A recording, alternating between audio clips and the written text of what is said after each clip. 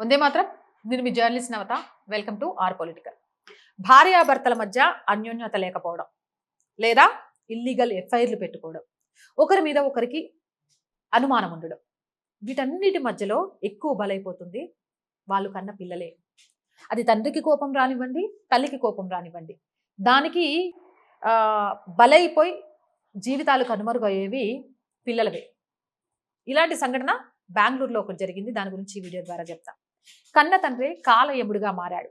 కారణం కట్టుకున్న భార్య మీద ఉన్న అనుమానం, తను పెట్టుకున్న ఇల్లీగల్ ఎఫ్ఐఆర్. ఇది కెంపెగౌడ్ అంతర్జాతీయ విమానాశ్రయం రోడ్డులోని తాజ్ 5 స్టార్ హోటల్లో జరిగింది. ఒక తండ్రి తన ఇద్దరు చిన్నారులను ఊపిరాడకుండా చేసి దారుణంగా హత్య చేశాడు. తర్వాత ఆయన కూడా గొంతు కోసి కొని ఆత్మహత్యకు ప్రయత్నించాడు. కానీ ఆయన చనిపోలేదు. ప్రస్తుతం ట్రీట్మెంట్ జరుగుతుంది.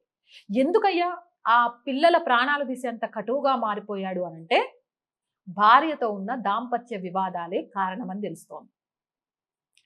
బెంగళూరులోని నాగావారా ప్రాంతానికి చెందిన 40 ఏళ్ల ఎస్జి ఇమ్రాన్. ఈ ఇమ్రాన్ అనే వ్యక్తి ఒక క్యాబ్ కంపెనీలో సీనియర్ మేనేజర్ గా పనిచేస్తున్నాడు. ఆగస్టు 9 సాయంత్రం తన ఇద్దరు కుమార్తెలు 10 ఏళ్ల షేక్ జోయా, 5 ఏళ్ల షేక్ జెహ్రాలను తీసుకుని విమానాశ్రయానికి సమీపంలోని తాజ్ హోటల్లో చెక్ ఇన్ అయ్యాడు.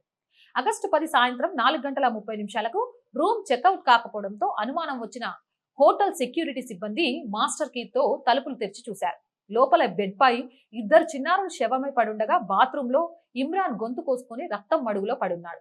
వెంటనే అప్రమత్తమైన సిబ్బంది నిందితుడిని మణిపాల్ ఆసుపత్రికి తరలించారు. అలాగే సంఘటనా స్థలంలో పోలీసులు 2 పేజీల సూసైడ్ నోట్ ని స్వాధీనం చేసుకున్నారు. తన భార్యకు వేరే వ్యక్తితో సంబంధం ఉందనే అనుమానం, దంపతుల మధ్య ఉన్న మనస్పర్ధలే ఈ ఘాతుకానికి కారణమని సూసైడ్ నోట్ లో రాసింది.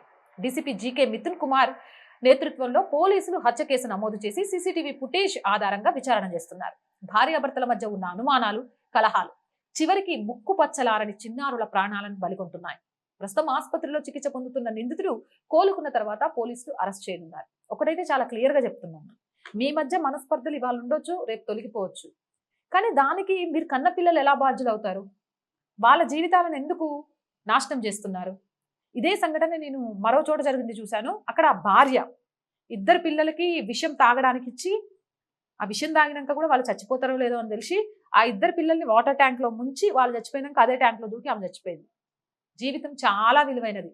భార్య మోసం చేసిందనో, భర్త మోసం చేసిండనో చచ్చిపోవాల్సిన అవసరం లేదు. వికలాంగులు కూడా తామేంటో నిరూపించుకుంటూ ఈ ప్రపంచంలో సత్తా చాటి బ్రతుకుతున్నారు. కాళ్ళు చేతులు బాగున్నాయి, మనం కన్నబిడ్డలు. ఎవరి కోసమో వాళ్ళు చేసిన తప్పుల కోసం మన పిల్లల్ని ఎందుకు బలి చేయాలి? కష్టపడి పెంచి పోషించలేమా? మీ పిల్లల్ని సమాజానికి ఆదర్శవంతమైన పిల్లలుగా తీర్చిదిద్దలేమా? దేశం కోసం ఉపయోగపడే పిల్లల్నిగా తీర్చిదిద్దలేమా? భార్య లేకుంటే భర్తకు విలువ లేదు, భర్త లేకుంటే భార్యకు విలువ లేదు. వాళ్ళిద్దరు చేసే తప్పులకు పిల్లల్ని ఎందుకు బలి చేయాలి? కానీ ఒక విషయం చెప్తున్నాను చూడండి, చనిపోయే ముందు మిమ్మల్ని కనడానికి మీ తల్లి నవమాసాలు పడే కష్టాన్ని ఒకసారి గుర్తు తెచ్చుకోండి. చావు ఏ సమస్యకు పరిష్కారం కాదు.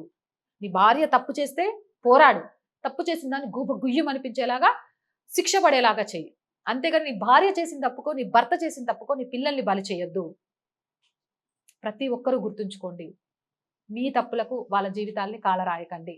జై హింద్, జై భారత్. ఇలాంటి మోర్ వీడియోస్ కోసం our group of channels, our voice, our political, our Samskriti channels ని వెంటనే సబ్స్క్రైబ్ చేయండి.